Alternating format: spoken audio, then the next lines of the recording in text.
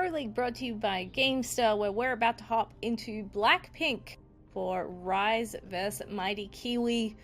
1F Pro battling to stay alive in this series here, and Mightykiwi looking pretty strong in this matchup as well. We will soon be finding out if he can take it home for his team here. Yeah, and knowing the type of player that Mightykiwi is, I wouldn't be surprised to see some cheesy stuff, maybe some baneling busts, or I don't even know what sort of cheeses are viable now that the shield battery's in and the mothership core is out. But, I mean, it's a possibility, but he might like to play it safe. I think the ZVPs that I've seen from him recently has sort of gone to 3 or 4 bases. But hopefully we get more StarCraft here, Zeph. Absolutely. I think this is going to be a cool match.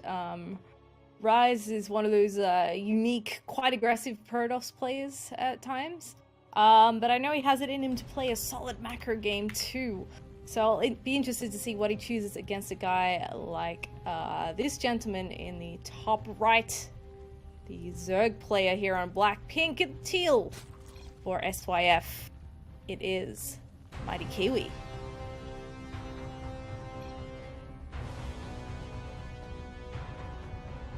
And down here in the bottom left-hand corner, fighting for his team's life, playing for Team 1F Pro Gaming in the red, is Rize.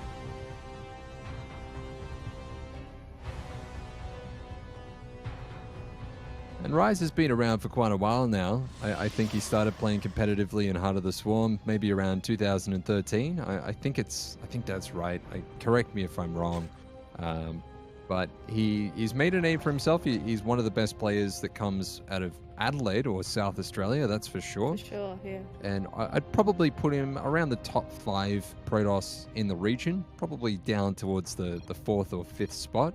But on a good day, he could take out some big names. He can take out or take games off of Igers and Sita, those sort of guys. He's beaten Maru on ladder before, which is pretty cool. And look, I don't want to count him out of this, but ZVP has traditionally been his worst matchup as far as I've seen. Yeah. I'm not too sure. I mean, could probably count on one hand the number of times I've seen these guys play each other, if at all. So I'm not really sure what to expect. Mightykiwi is kind of solid no matter what option he takes. And you know, you did mention he's one of the best Zerg players in the region. And all you need is a quick look at his achievements in the past year to see why. So I think he's probably got a bit of an upper hand in the sense that he probably feels reasonably favored as well, feels pretty comfortable against Rize. But when I watch Rize play, I'm sort of watching for things like DTs or a sneaky proxy or something like that. So special tactics. Battle. Yeah, special tactics, that's the term I'm looking for. I do think he can throw some really awesome curveballs that could take a player like Mightykiwi out.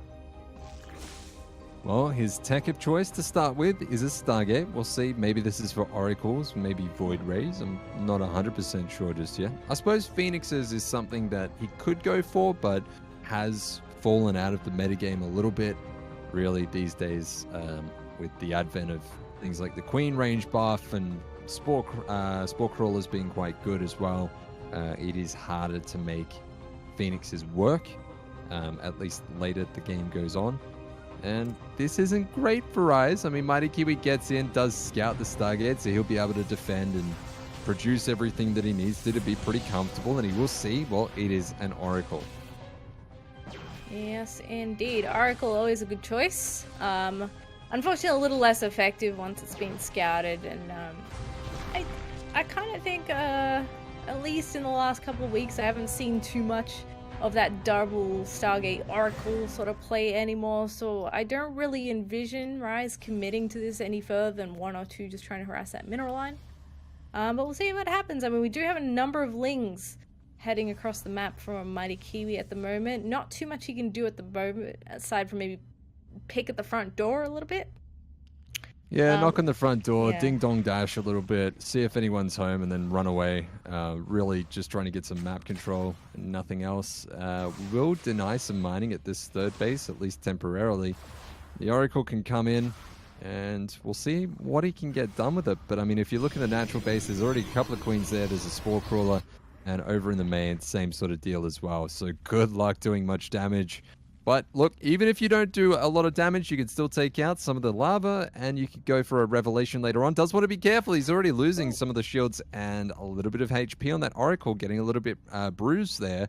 Goes in for another scout, and oh my god, gets jebaited as the Stalker moves away from the wall, and the Zerglings just come in, and it's going to start cleaning everything up. If he can get some of these in-control pylons to go down, Rize won't really be able to make anything on the ground, and this could end up being a game-changing move very quickly. This is actually the worst feeling ever when this happens to you. Now, luckily the Oracles here will help the cleanup effort, but some gates and the Robo getting powered down here. A few probes caught in the crossfire. However, he actually only loses one. So all things considered, that's not the worst outcome for that. And Mightykiwi seems to already be gearing up for round 2. He's made a few more units, a few more lings, and he's got a bunch of roaches out as well. The robotics facility is still unpowered, right? Oh no. Oh my god. That's the funniest thing I've seen in a little while. Rize went and made more pylons, but none of them was still in range. That's hilarious. I'm sorry. It's a little bit painful too. Oh man, I'm losing it. The Oracles come up, they just get deflected by some queens, really just scouting around. Mightykiwi's got great map control at this point. He's able to add on some more workers. Rize has been chrono boosting out a lot of probes. He did lose a lot of mining time, and there's a couple of stray probes over here that aren't really doing anything.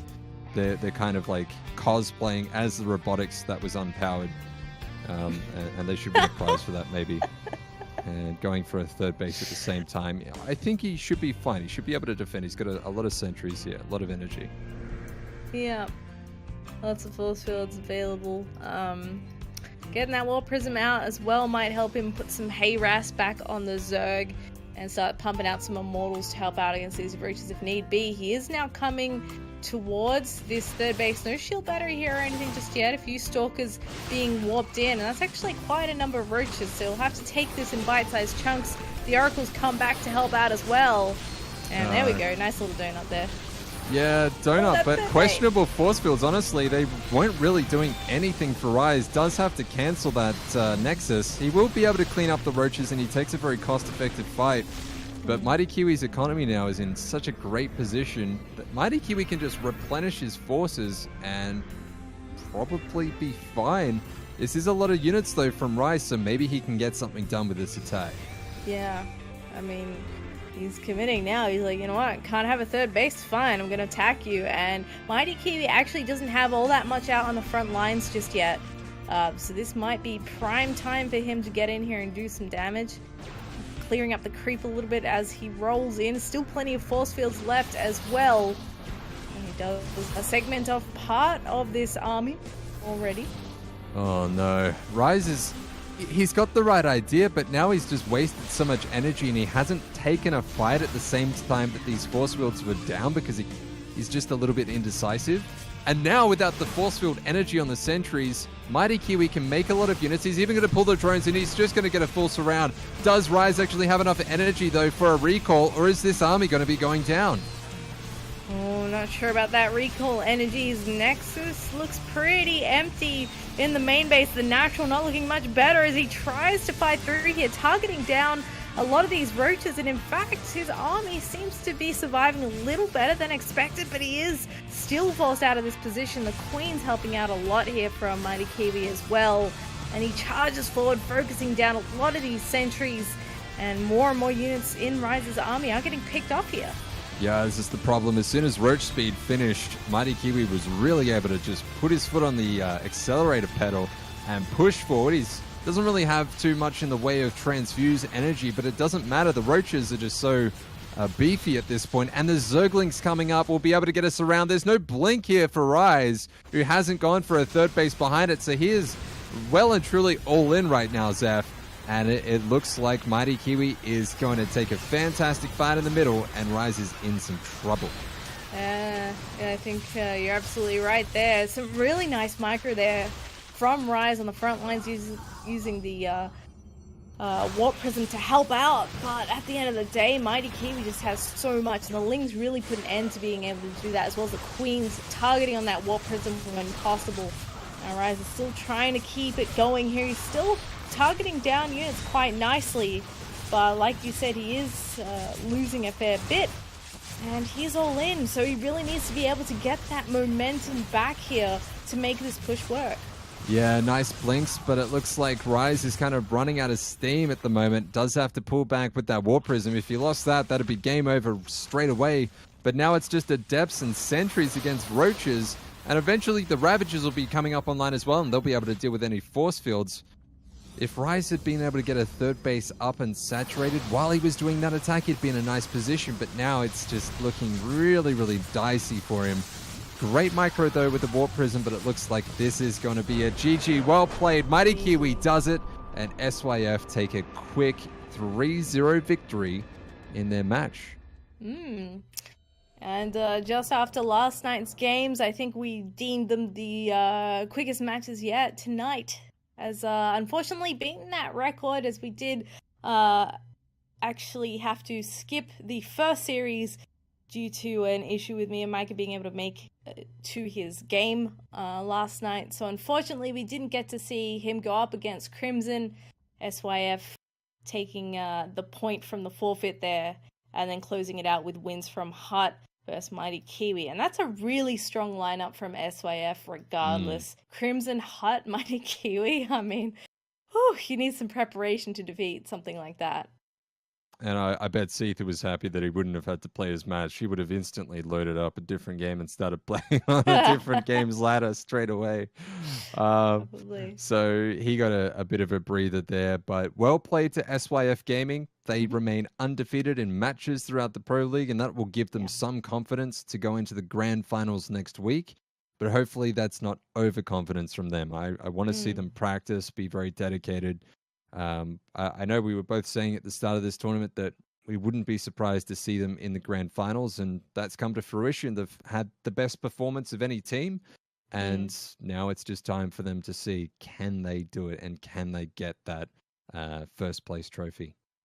Yeah, exactly. So SYF fans, make sure you tune in next week on Tuesday, because that will be the final match for the Pro League, and also the last chance to see SYF play in it.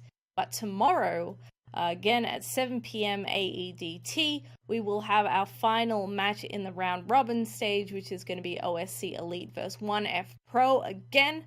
So if you didn't get enough of 1F Pro tonight, there is still another chance tomorrow, and that should be a pretty good match as well. Vivid versus Initiative, Demi versus Wally, Igus versus me and Micah, and Fuely versus yours. So they should definitely be some fun matches.